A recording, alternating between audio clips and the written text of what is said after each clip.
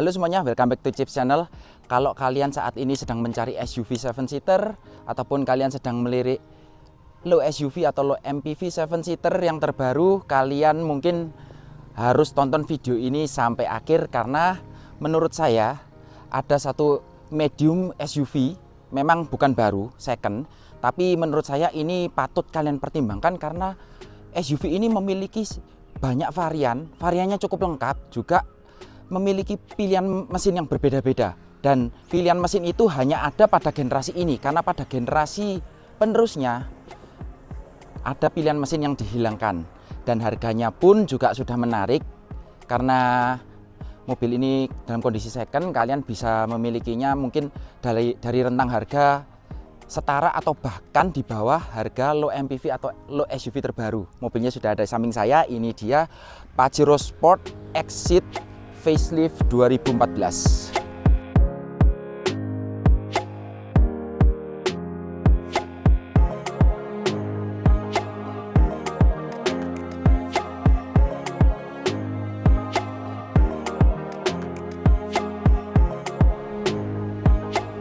Sebelum membahas mobil ini lebih lanjut, seperti yang saya katakan tadi di awal, mobil ini memiliki banyak varian, memiliki beberapa pilihan mesin. Jadi saya akan menjelaskan terlebih dahulu.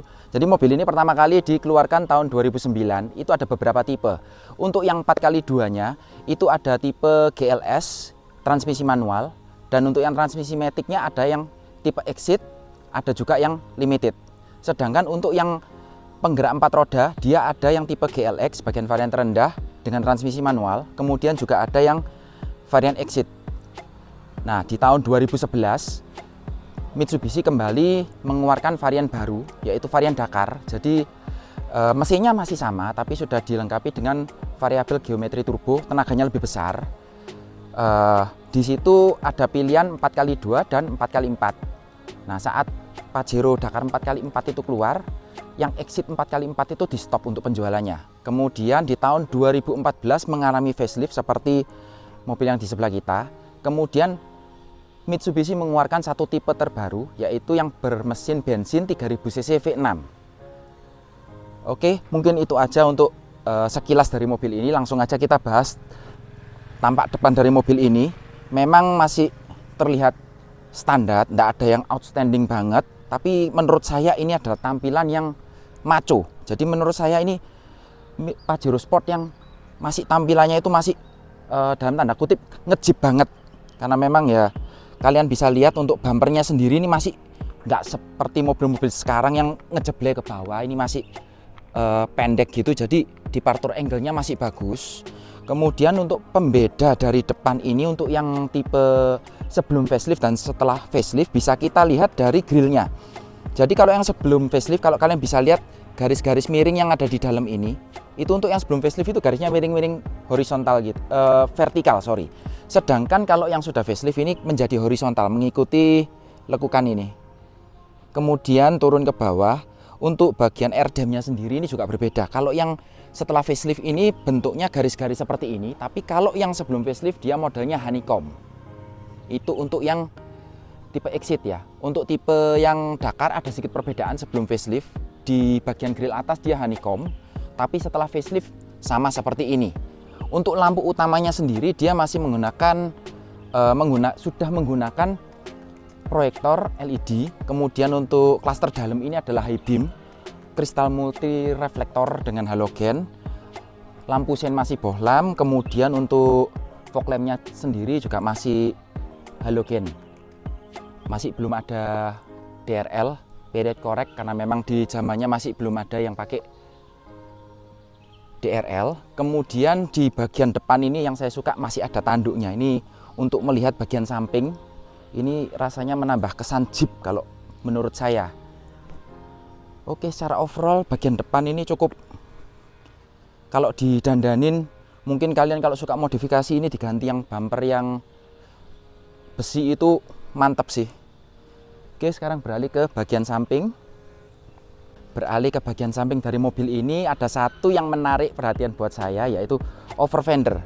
Jadi saya tadi kalau bilang mobil ini maco banget, nge-Jeep banget, salah satunya gara-gara ini.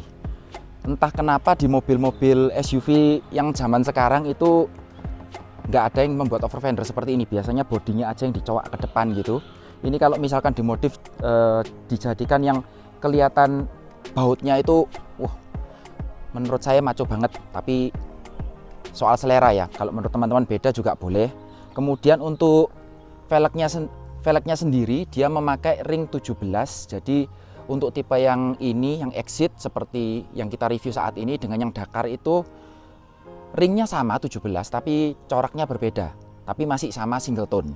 Untuk bannya sendiri dia pakai 265, ketebalannya 65, ring 17. Yang di depan sudah rem cakram, tentunya yang di belakang masih rem tromol karena period correct. Di kelasnya pada saat itu semua bagian belakang masih menggunakan, kebanyakan masih menggunakan rem tromol kecuali MUX tahu saya.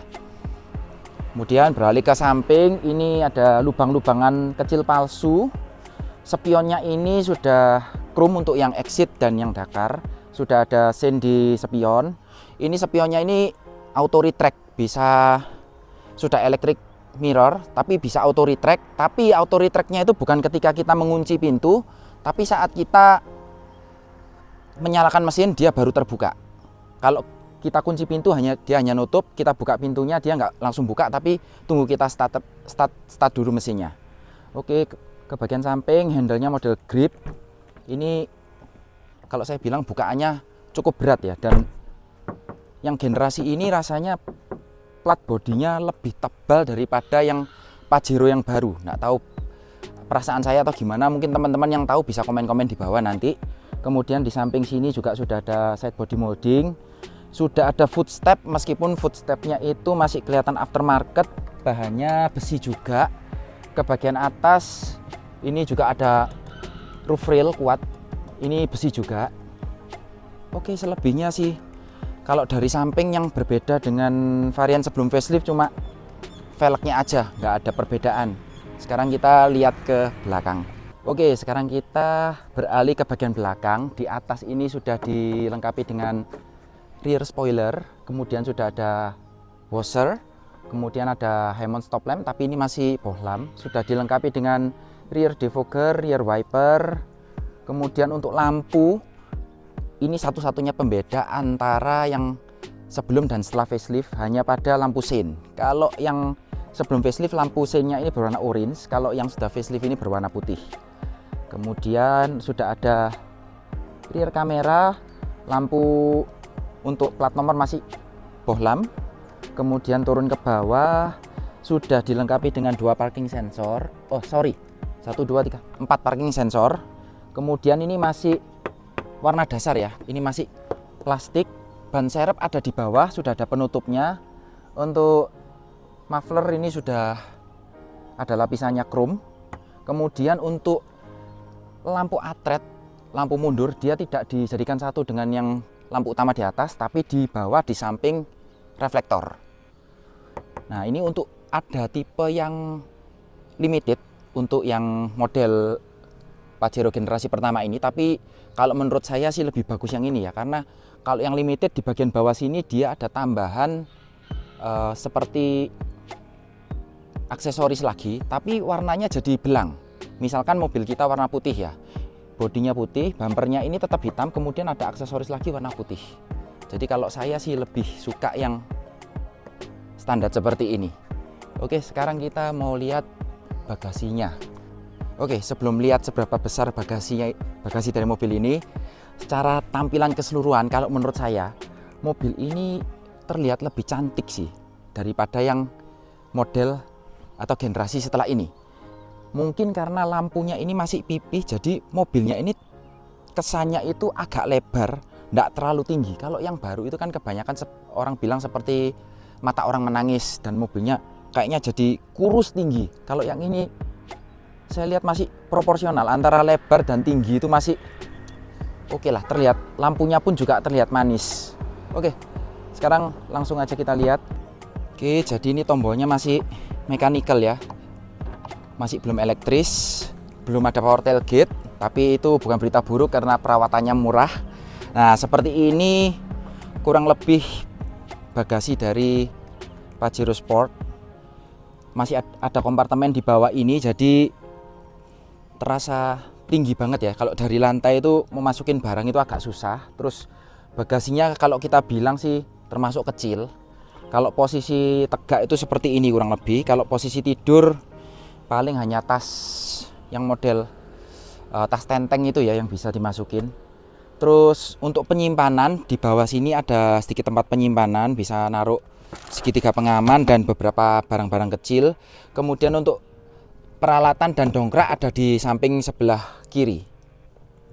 Oke. Kalau kalian merasa ini masih kekecilan, kalian bisa ngelipat baris ketiga ini, tapi pelipatannya itu cukup ribet. Tapi seharusnya menurut saya ini pelipatan yang cukup pintar, tapi memang ribet.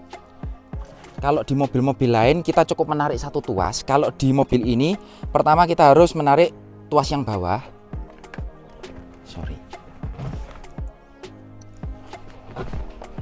Nah, tuas yang bawah ini untuk melipat alas dari dudukan.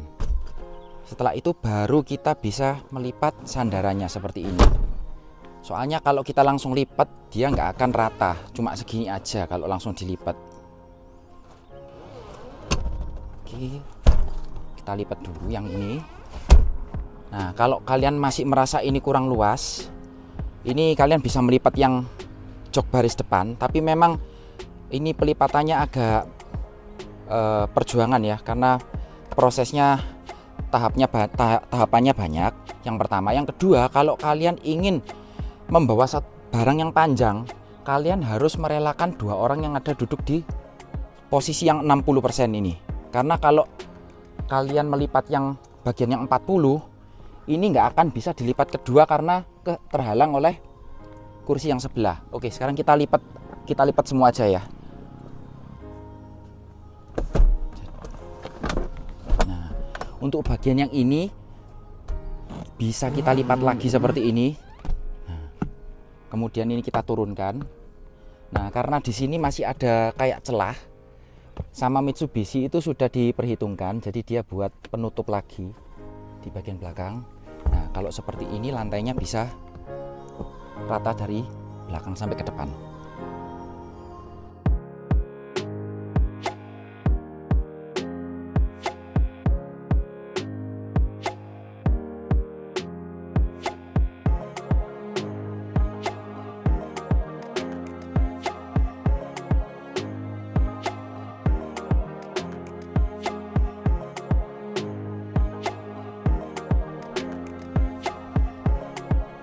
Yuk, sekarang kita langsung lihat bagian mesinnya.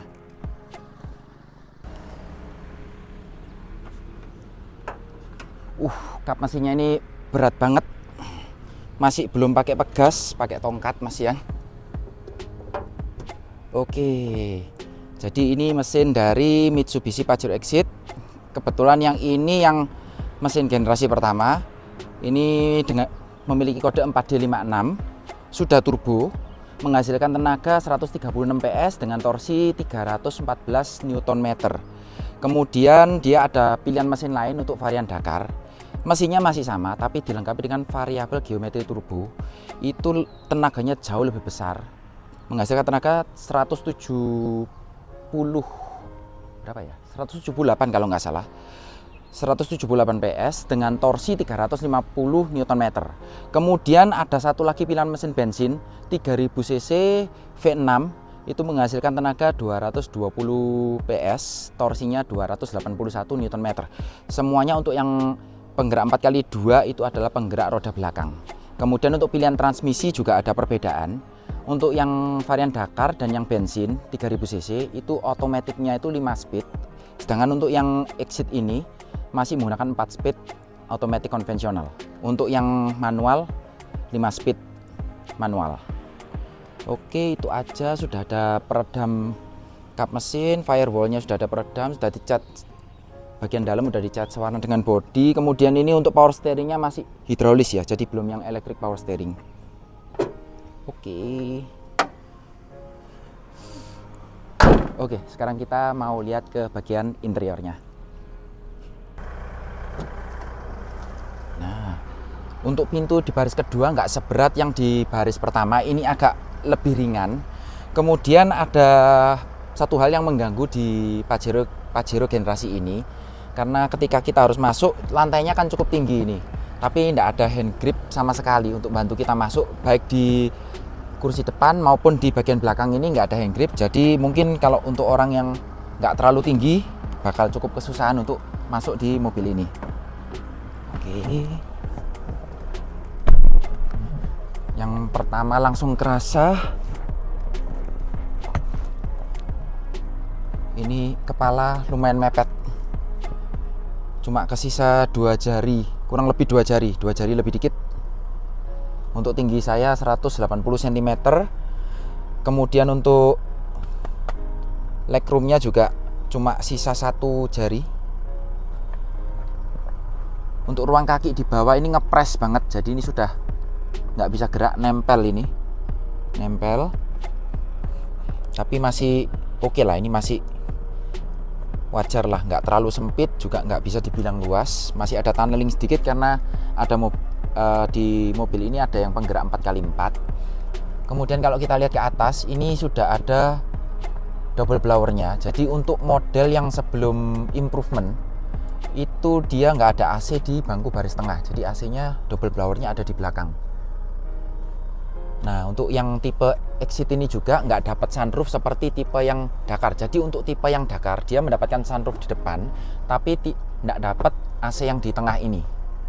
Kalau untuk tipe Exit nggak dapat sunroof, tapi dia dapat AC yang di tengah ini.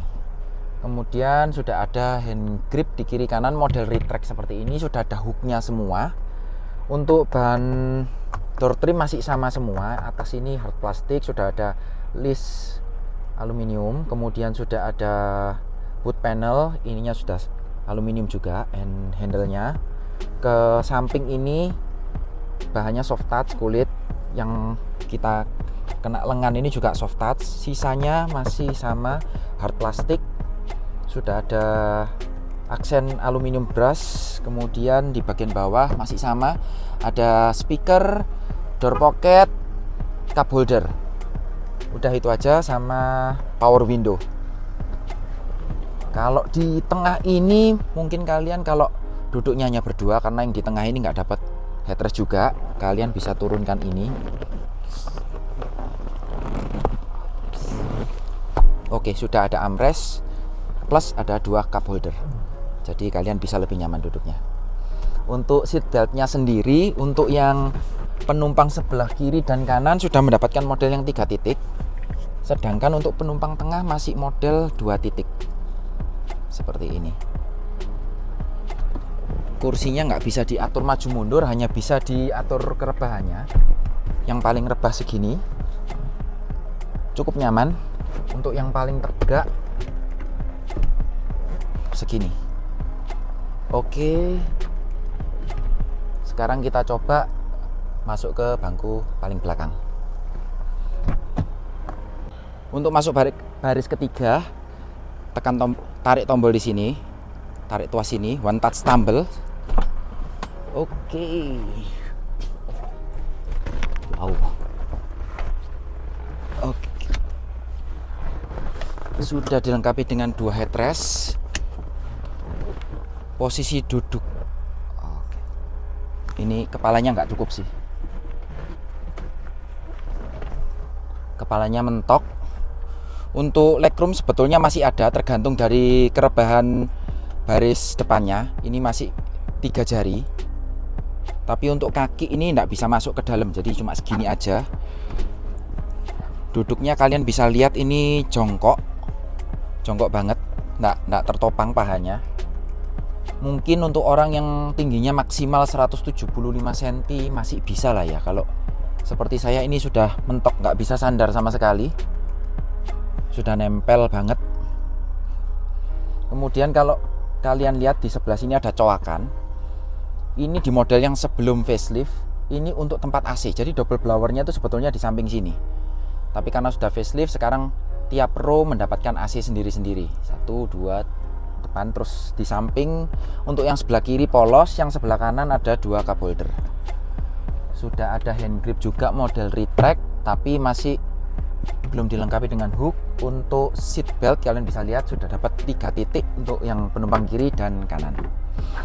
mungkin itu aja di belakang. Jadi saran saya di belakang ini lebih cocok untuk anak-anak karena lantainya juga tinggi banget. Ini kalau perjalanan jauh pasti capek ini. Oke, yuk.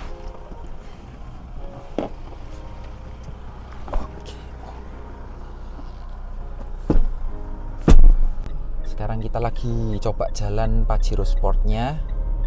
Yang pertama saya rasakan ini rasanya commanding banget.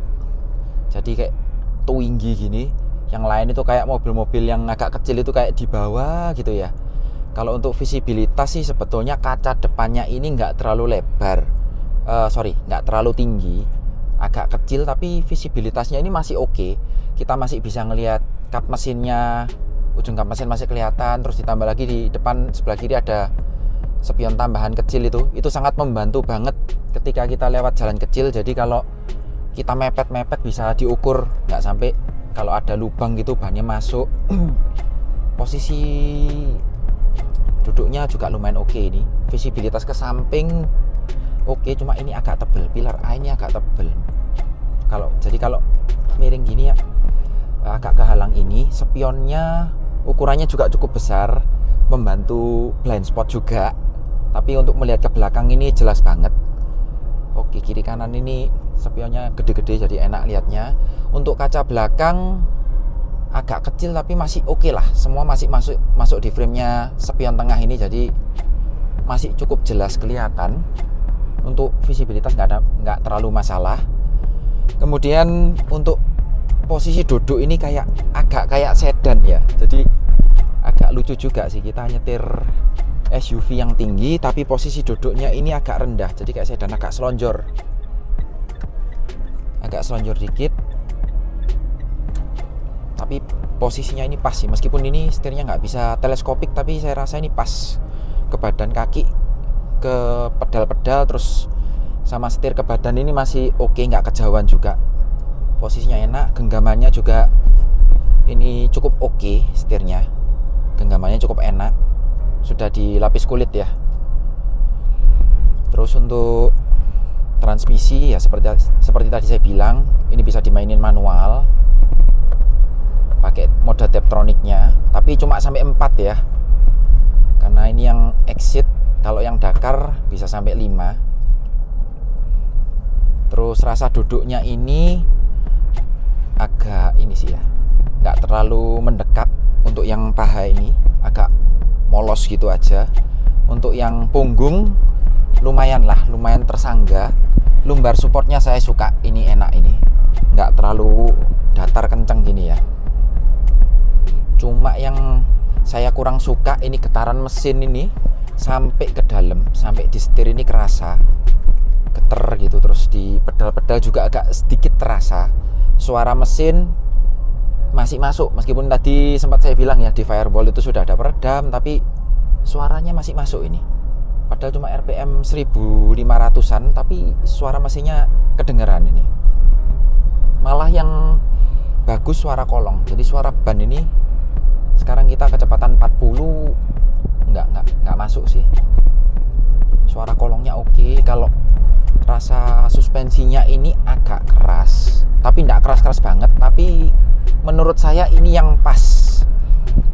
Jadi kan mobilnya kan tinggi ya, kalau misalkan terlalu empuk untuk manuver itu kayaknya limbung banget. Kalau yang ini tetap ada body rollnya, tapi masih oke lah. Kalau saya bilang ini masih oke dibandingkan dengan Fortuner, apalagi MU-X. Ini masih oke ini. Untuk pengeremannya juga saya rasa cukup pakem. Cuma ini setirnya agak berat ya, karena mungkin masih hidrolis, masih belum electronic power steering.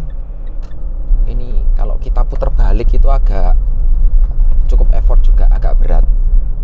Kemudian yang saya pernah dengar untuk power steeringnya mobil ini itu sering bermasalah. Cuma untungnya untuk yang unit tes kita ini masih oke. Mungkin teman-teman kalau ada yang punya pengalaman melihara Pajero Sport bisa komen-komen di bawah ya, apa benar memang power steeringnya mobil ini tuh sering bermasalah. Nah ini kita lewat polisi tidur sedikit, masih speed bump masih cukup oke. Masih oke kok. Untuk tarikannya ini enak banget sih. Mbak banget rasanya. Bisa senyum kalau gini nih. Nah, bantingannya masih oke. Kita barusan jalannya agak turun. Ini suspensinya nggak ngayun. Kalau aku bilang ini settingan yang pas lah, dibandingkan sama lawan-lawan sekelasnya ini pas banget, enak. Oke, ini mungkin agak sepi, kita coba zigzag sedikit. Kita turunkan 40 ya, 40. Tetap body rollnya kerasa seperti ini, tapi masih oke lah, masih nggak serem. Karena ini mobil kan tinggi ya. Kalau seperti tadi masih oke. Menurut saya masih oke. Mungkin teman-teman ada yang punya pendapat yang lain, nanti bisa komen-komen di bawah ya. Nah, saya tadi juga sudah katakan di awal, ini benar-benar patut kalian pertimbangkan. Kenapa? Karena dengan budget kurang lebih setara atau bahkan lebih murah dari low SUV atau low MPV yang baru, kalian sudah bisa memiliki medium SUV yang maco, yang cukup bandel juga. Mesinnya ini saya dengar-dengar bandel, masih bisa untuk yang exit ya, masih bisa minum solar biasa. Mungkin kalau saya salah, mungkin tolong dibenarkan ya. Kalau yang saya dengar sih masih bisa minum solar biasa, dan pastinya kalian mendapat mobil yang levelnya di atas low SUV atau low MPV. Mungkin bisa kalian pertimbangkan sebelum kalian memilih untuk membeli yang low SUV atau low MPV. Selain itu kita juga dapat seperti teknologinya juga masih oke lah ya. MID-nya juga cukup lengkap. Kemudian AC-nya ini meskipun masih model puter, tapi ini sebetulnya sudah digital karena sudah ada autonya. Bahkan autonya ini nggak hanya di pengaturan kecepatan AC aja, bahkan untuk arah semburan ini juga bisa di auto. Kemudian kalian juga bisa sudah dapat rear defogger, yang biasanya dimana rear defogger itu sering dikurang-kurangi atau dihilangkan di mobil sekelas low MPV atau low SUV. Meskipun ada beberapa sekarang yang sudah mengaplikasikan rear defogger.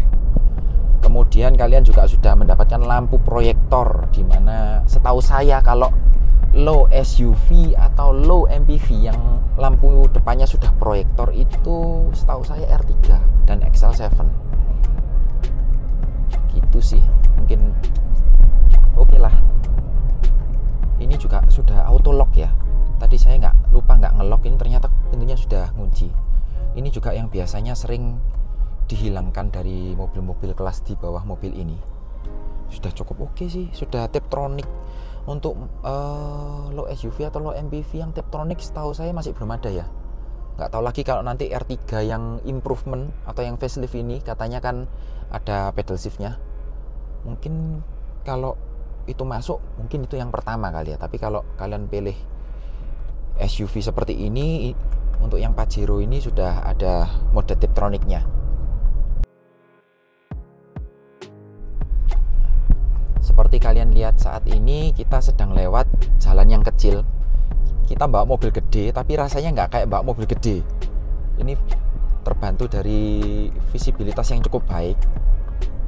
Terus dudukannya ini agak commanding, jadi jendela ini di bawah bahu kita. Jadi kita duduknya rasanya tinggi. Ini bawa mobil segede ini lewat jalan kecil seperti ini, sepertinya gampang gitu. Bisa ngukur kiri kanannya itu rasanya gampang, apalagi ada spion kecil itu. Nah, itu spion kecil kita bisa lihat itu seberapa samping itu. Nah, posisi ban kita. Jadi nggak sampai, kalau ada lubang nggak sampai kita masuk ke lubang itu.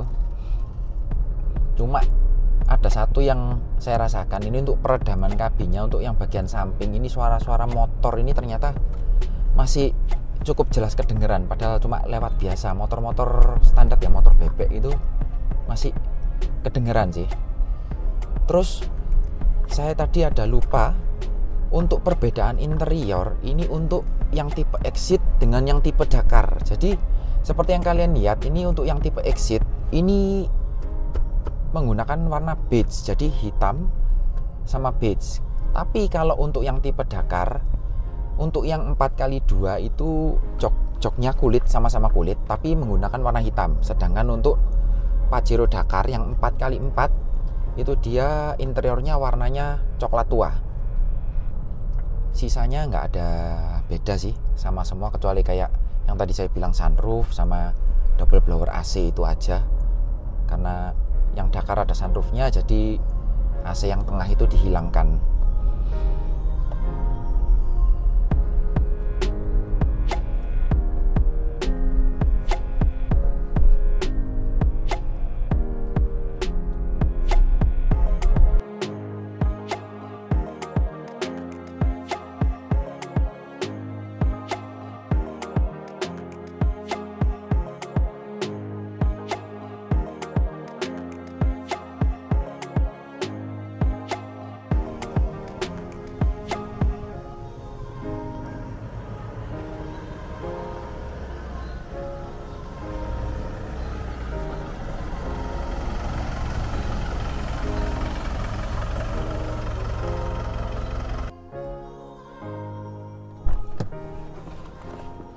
Sekian teman-teman review saya mengenai Pajero Sport Exit Facelift 2014. Mohon maaf apabila ada salah kata-kata atau ada yang kurang berkenan di hati teman-teman. Jangan lupa untuk komen-komen di bawah juga. Tekan tanda jempol ke atas kalau kalian suka dengan video kami. Jangan lupa di share, jangan lupa juga di subscribe. Oke, sampai jumpa di video berikutnya.